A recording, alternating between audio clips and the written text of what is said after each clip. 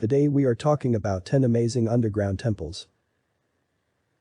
When we think of places of worship, we tend to imagine airy buildings designed to let the light of God flood in.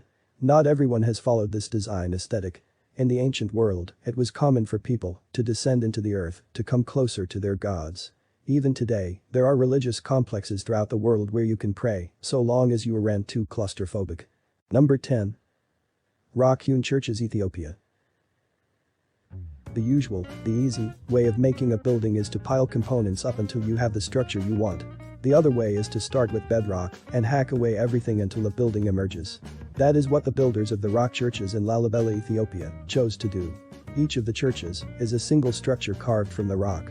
There are 11 monolithic churches in Lalibela, begun by King Lalibela in the 12th century. Muslim conquests in the Middle East made pilgrimages to the Holy Land dangerous for Ethiopia's Christian community. Lalibela set out to create his own Jerusalem. In one of the churches can be found replicas of Adam's tomb, Jesus' tomb, and the crib of the Nativity. Legend has it that thousands of laborers worked during the day, but construction was continued at night by angels. The churches of Lalibela are still used for worship, but they are also part of a program to bring tourists to Ethiopia. Number 9. Magao Caves, China. The Dunhuang Oasis in China was once a major stop on the Silk Road, the overland trade route between Europe and China. A city grew up over the centuries. And where there are cities, there will be temples. For the Buddhists of Dunhuang, the earliest Buddhist community in China, they carved their temples into the nearby Magao Caves. Begun in the 4th century, there are 492 richly decorated caves at Magao. The walls are vividly painted with both religious and secular scenes, and in a variety of styles that pay tribute to the mixture of peoples that met along the Silk Road. The Thousand Buddha Cave has walls entirely lined with miniature carvings of the Buddha. As well as Buddhist art, evidence has been found of Jewish, Christian, and Manichaean influences. In 1900, a cave, sealed for over 900 years, was opened at the site and proved to be packed with manuscripts. One of these documents proved to be the oldest printed book ever discovered. Number 8. Haile Selassie Hypogeum, Malta. Imagine you decide to build an underground cemetery. You want it to last, so it has to be cut from the rock. Even today, with modern tools, that would be quite the undertaking. The builders of the Haile Selassie Hypogeum did it in 4000 BC, so the only tools they had were stone, obsidian, and deer antler to carve out the structure.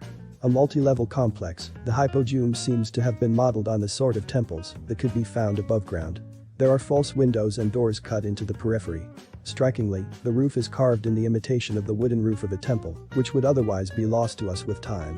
Dead bodies seem to have been left in carved recesses to rot until only bones were left, at which time they were removed for burial. Number 7. Mithraeum, Italy. Roman paganism was remarkably open to allowing worship of new and diverse gods. In the 1st century, it seems that Roman soldiers began to embrace the veneration of Mithras, an Eastern god. Little is known about the theology or religious practices of the followers of Mithras, but what have remained are their underground temples known as Mithraea. The Mithraeum under the Circus Maximus, the huge race course, in Rome is one of the best preserved. The temple includes a sculpted frieze that shows Mithras in the act of slaying a bull. Similar images have been found from across the Roman world. This suggests that worship of Mithras may have included the ritual sacrifice of a bull tauroctony. Number 6. The Cinca Vec Temple, Cave, Romania. The underground complex at Cinca Vec is known by several names: Temple Cave, Monastery, and Temple of Destiny. Despite the research that has gone into the site, no one is quite sure how old it is, who built it, or why. There are 9 separate rooms, 2 of which have been used as chapels, but the walls have non-Christian symbols. There is a Star of David and a yin-yang sign. Research into traces left by tools used to carve some of the religious symbols has been revealing. The study of these atomic traces suggests that the temple was carved in the 2nd century, though the original purpose is still open to speculation. Number 5. St. Kinga Saul Church, Poland. Mining has always been a dirty and dangerous business. In the 13th century, miners would need all the help they could get. It's no wonder many of them sought help in prayer. At the Wieliczka salt mine in Poland, the miners carved the shrines and chapels out of the salt.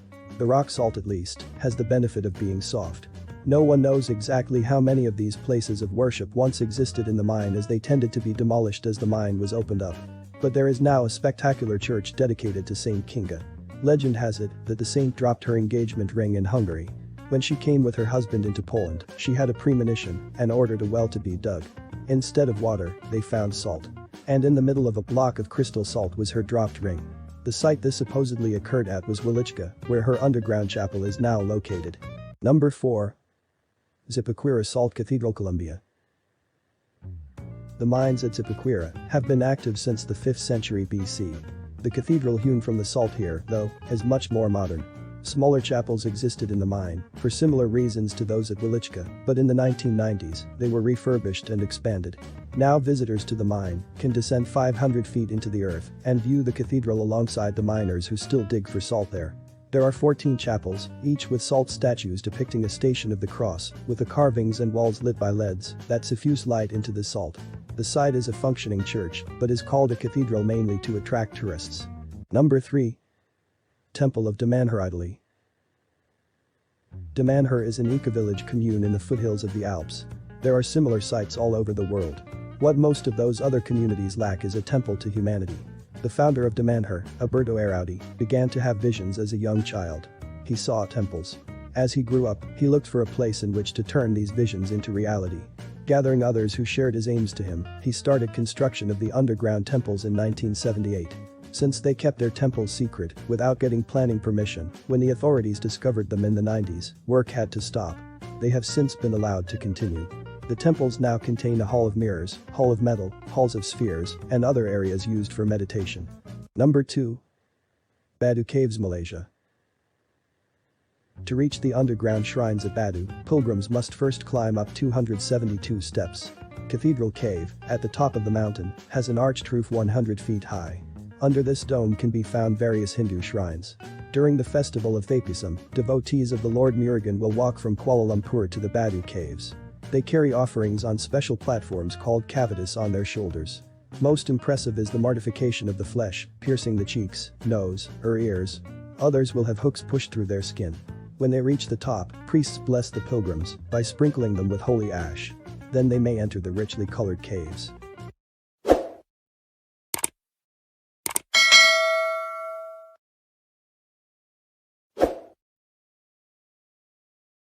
Number 1. Neanderthal Caves, France.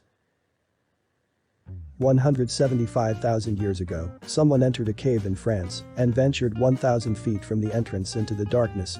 Here, they broke the natural rock formations, the stalactites and stalagmites, and arranged them into a circle. 400 of them were knocked into similar lengths. Whoever did this was surprisingly adventurous. Whoever they were also not human.